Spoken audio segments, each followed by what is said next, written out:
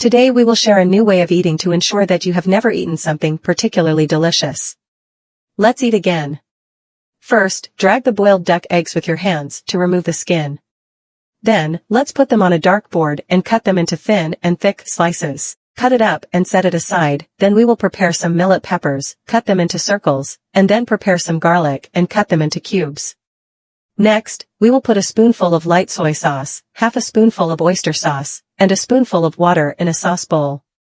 A spoonful of salt, a spoonful of sugar, and then a small spoonful of starch, so that our delicious sauce is ready. Then put a little oil in the pot, put the chopped eggs, let's drop them all down the road one by one, and then we will open a little fry slowly until one side is set. Turn it over and fry the other side until both sides are golden like in the video, then leave the oil in the pan, add chopped green onion and garlic, sauté until fragrant, then add a spoonful of red oil and bean paste, stir-fry the red oil and put in the chopped side dishes. Stir-fry until fragrant, then add sharp eggs and pour in the best sauce. You are all healthy eggs, and you want to do this to me, oh my god, it's really delicious in the end, or just follow me instead so you can find me when you're cooking, and thank you.